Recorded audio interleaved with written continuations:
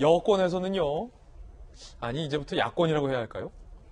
정확히 말하면 열린민주당의 최강욱 대표가 검사와 판사가 퇴직 후 1년 동안 선거에 출마를 제한하는 법을 발의했습니다. 야당 측에서는 이거 사실상 윤석열 출마 금지법 아니냐라고 반발하고 있습니다. 최강욱 대표의 이야기 들어보시죠.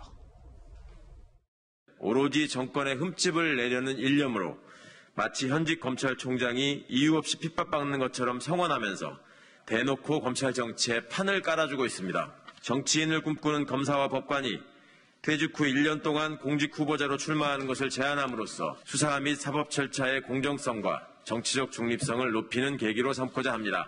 민주당 지도부와도 이미 부담이 계신 상황이신지. 그렇진 않고요. 민주당의 또 뜻있는 의원들이 법안 발의에 함께 동참을 해주셔서 앞으로 더 논의해 나가겠습니다. 굳이 반대하실 이유는 없지 않을까요? 자, 박정환 대변인, 민주당에서 야당 몫의 자리에 최강욱 대표를 지정해서 범여권으로 불러야 될지 야권으로 불러야 될지 잘 모르겠으나 그냥 열린민주당 최강욱 대표라고 하죠. 사실상의 윤 총장 출마 금지법이라는 반발이 야당에서 나오고 있는데 이거 어떻게 보십니까? 일단 네가 왜 거기서 나와 이 소리가 나와요. 네가가 제가 이제 최강욱 의원을 지칭하는 게 아니에요. 왜 그 법이 거기서 나와? 예. 지금 뭐 온 나라가 코로나 때문에 힘든 상황이고 그거 아니어도 이것저것 국회에서 해야 될 일이 많은데 왜 느닷없이 검사 법관 출마 금지법을 만들어서 이 사단을 만드는지 잘 모르겠습니다. 정작 저렇게 얘기했던 최강욱 의원은 의원 출마하기 얼마 전에 비례대표 의원 출마하기 얼마 전에 청와대 비서관까지 했어요.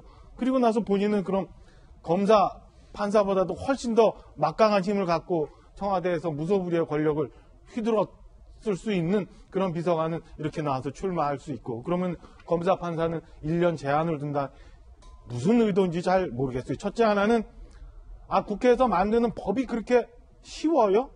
뭐 야당에서 일부 뭐 초등생 수준이냐 이렇게 비난을 했습니다만 제가 봐도 참 기가 막힐 노릇이에요. 저런 법을 이렇게 그냥 막 툭툭 던지면 그거 심의해서 뭐 법을 만들고 안 만들고 이런 게 국회의 모습인지 애들 보기 부끄럽다라는 생각이 들고요. 두 번째, 법 자체도 굉장히 모순이 많아요. 제가 말씀드린 것처럼 본인 스스로가 청와대 비서관으로 있다가 출마를 했는데 그럼 저런 식으로 따지면 검사 판사보다 권한이 더 많을 수도 혹은 뭐 비등할 수도 있는 뭐 시도의원들 그다음에 기초 광역 시장 도지사들은 어떻게 할 거예요? 그리고 장차관의 고위공직자들은 어떻게 할 거예요?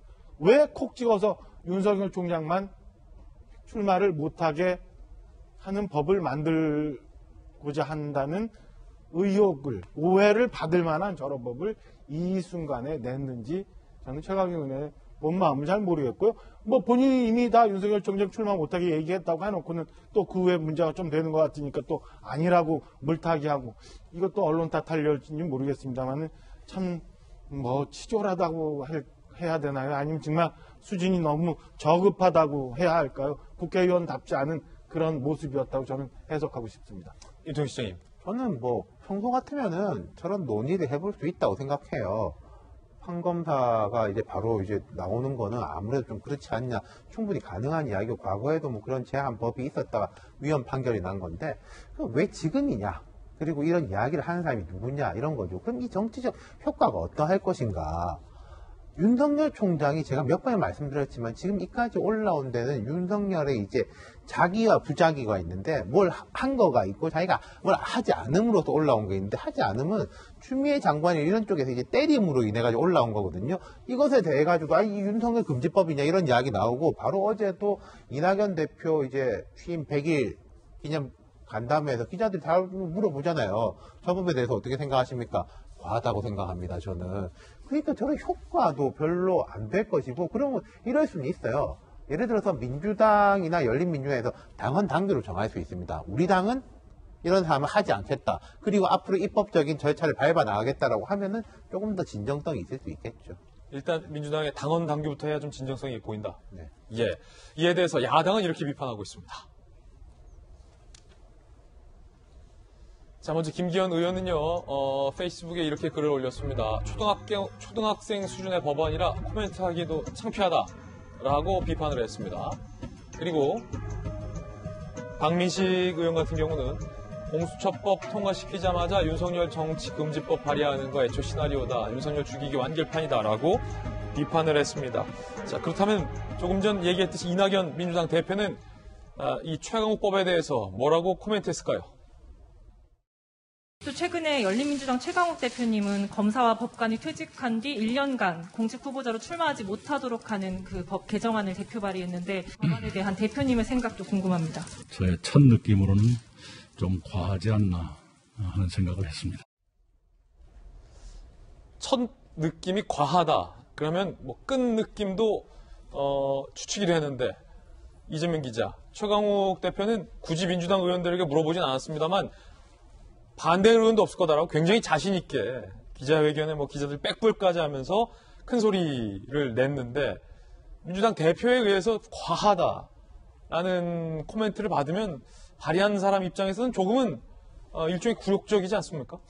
최강욱 대표가 발의했던 법안에 사실 민주당 의원들이 서명을 했습니다. 그 얘기는 대표 발의는 최강욱 의원이 했지만 사실 같이 이제 공동 발의를 한 거죠. 그런 점에서 뭐 민주당 의원들 반대하지 않을 거라 했는데 기본적으로 지금 뭐 조금 전에 박정하 전 대변인도 말씀하셨지만 기본 법 자체에 여러 문제들이 존재하고 있는 거죠. 기본적으로 과연 이제 판사 검사가 바로 직전에 그러니까 90일 지금 뭐 최강욱 대표도 본인이 페이스에 올렸지만 뭐 전두환 전 대통령 관련된 사건을 재판했던 판사가 바로 출마하는 바람에 재판이 지연됐다. 이런 문제도 존재할 수 있는 거죠. 그런 점에서 과연 판검사들이 90일이라는 시간이 과연 적절하냐 이런 논란이 있을 수 있지만 또 반면에 그럼 판검사는 안 되는데 다른 고위공직자들 뭐 장차관 얘기하셨지만 장차관들은 괜찮냐 뭐 시장 군수들 괜찮냐 이런 문제 반드시 존재하는 거죠. 그런 점에서 과연 어떻게 균형을 맞추냐가 중요할 것 같고 그다음에 또 판검사만 1년이라는 출마 제한을 두게 되면 당연히 그건 위헌 소지가 있죠. 당연히 뭐 지금 선택의 자유에서 판검사만 제약을 더 두는 게 과연 맞느냐는 위헌 소지가 있기 때문에 그런 점에서도 뭐 다시 한번 뭐 법안을 심도하게 논의해야 되는데 중요한 건 바로 왜 이 시점이냐가 중요했던 거죠. 그런 점에서 결국은 이제 최강욱 대표는 그게 아니라고 얘기를 하지만 본인이 이제 기자회견을 하면서도 마찬가지고 또 후에 기자들도 다 그것을 윤석열 출마 금지법을 알고 질문을 했고 거기에도 본인이 충분히 대답을 했기 때문에 그런 점에서 지금 시점에서 저런 법안을 꺼내는 게 그러니까 과연 적절한 이런 문제가 제기될 거고 전 이낙연 대표도 좀 과하다 이런 말을 한 게 법안이 갖고 있는 맹점도 있겠지만 지금 이 상황에서 굳이 윤석열 총장을 또 염두에는 법안을 낸다고 사람들이 인식하게 만드는 게 과연 여권에 유리하냐 이런 판단도 하지 않았을까 생각이 듭니다. 자, 그런데 최강욱 대표는 정작 이게 윤석열 금지법이라는 언론 보도에 대해서 편파적이다. 내가 언제 윤석열 금지법이라고 했냐라면서 반박을 하고 있다는데요. 손정희 변호사님, 어떻게 된 겁니까? 그 말이 맞아요. 왜냐하면은, 그러니까 1년이니까요. 윤 총장이 만약에 대선에 나간다고 하면 내년에 3월까지 임기 마치시면 되니까 저 법이 통과가 돼도 출마 금지시킬 수 없는 법이긴 합니다. 그리고 제가 다양한 의견이 있을 수 있다라고 생각하는데 왜 1년이냐면 이 검사하고 판사는 수임지 제한이 1년이에요. 그러니까 만약에 내가 창원에서 판사를 하다가 그러면 창원에서 판사를 하다가 창원에서 개업을 하면 사실은 문제가 굉장히 이해상출이나 정관이후의 폐해가 극심하기 때문에 1년간 그 지역에서는 수임지를 수임 못하도록 제한을 해놨거든요. 다른 공무원들도 정치적 중립성에 대한 국가공무원법의 의무가 많이 부과되어 있지만 검찰이나 법원에서 가지는 굉장히 막대한 권한 때문에 이것이 불필요하게 정치적으로 휘말릴 가능성, 신문의 독립 때문에 특별히 더 지켜져야 될 부분이 있지 않을까라는 생각도 들고요. 이 전두환 전 대통령 5.18 형사사건 재판을 하던 판사가 바로 미래통합당의 공천을 받은 적이 있었거든요. 사실은 가만히 생각해 보면 정치적인 어떤 신분이 보장이 되려면 내가 정치에 선거를 나가고 싶다. 근데 나한테 정치적인 사건이 배당이 됐다. 그런 측면에서는 다른 공무원들보다 좀 더 엄격하게 퇴임식이나 이런 것들을 좀 강화해야 되는 게 아닐까. 이런 사회적인 논란은 충분하다라고 보이고요. 우리가 전례가 없지 않았습니까? 총장이나 뭐 법원장이나 검사장이 선거의 어떤 대선에 나갈 수 있다라는 지형이 형성된 바가 없었기 때문에 지금까지는 큰 폐해가 없었는데 그래서 정관이후 폐해만 저희가 법률적으로 개선을 해왔는데 이제는 내가 검사장인데 내가 서울중앙지검장인데 나 내년에 서울시장 나가겠다. 대통령 선거 나가겠다 이런 사람이 나왔을 때는 그 이해 상충의 문제 어떻게 해결할 수 있을 것이며 정치적 중립을 얼마나 또 지킬 수 있겠느냐 이런 제도 개선에 대한 문제는 우리가 한번 생각해 볼 점이 있다라고 생각이 듭니다. 예. 자, 그런가 하면 윤석열 검찰총장의 SNS 프로필 문구도 보도되고 있습니다. 어떤 문구이길래 기사화되고 있는 걸까요? 함께 보시죠. 자, 이런 문구라고 합니다. 박정환 대변인, Be calm and strong. 자, 무슨 뜻이죠? 좀 차분해지자 대신에 좀 강하자 뭐 이런 뜻이잖아요. 그러니까 차분하고 침착하고 강하자. 침착하고 강하게. 지금 현재 윤석열 총장이 처해 있는 주변 상황이 굉장히 어렵고 우리가 뭐 지금 벌써 몇 달째 이 얘기를 하고 있는 상황이잖아요. 그러니까 아마 본인 스스로 다짐하기도 하고 저 글을 올리면서 주변에 있는 사람한테 뭐 내 뜻을 전하기도 하고 뭐 이중적인 효과로 이걸 얘기를 하고 있는 것 같습니다. 하여튼 차분하게 대응하고 대신에 강하게 대응하자라는 자기 다짐성 메시지를 페북 처음 글을 올려놓은 것 같아요. 그러니까 우리가 윤태호 시장님 중학교 때 영어 배울 때 다시 한번 띄워주시면 Be calm and strong이잖아요. 원래는 Be calm and Be strong이 맞는 건데 and가 들어가면 B가 생략되는 거잖아요. 그게 그러니까 비캄 앤 스트롱이 노인과 바다의 한 구절이에요. 그래요? 네, 노인과 바다에서 주인공이 이제 노인이죠. 바다에서 이제 그 청새치, 참치 잡으려고 한 며칠간 다투를 하지 않습니까? 마지막 그 청새치하고의 승부를 앞두고 스스로에게 하는 말이에요. 침착하자, 강하자. 이게 이제 the old man 이렇게 돼 있는데 노인아 스스로에게 하는 말이거든요. 그러니까 be strong 이렇게 되면은 중학교 때 배운 책에 나온 구절이 되는데 저렇게 되면은 그 노인과 바다의 한 구절이 되는 거죠. 그렇군요. 그러니까 저게 참 뭔가 이제 의미심장하게 들리죠. 저 토요일 날 저도 어떤 기자, 법조 출입 기자한테 윤석열 총장이 카톡 프로필을 저런 걸로 바꿨더라. 라고 해서 이제 조금 들여다봤는데, 그리고 저 뒤에 그 책에 보면은 그 주제의식이 뭐냐면은 인간은 패배할 수 없는 존재다. 이런 구절이 나와요.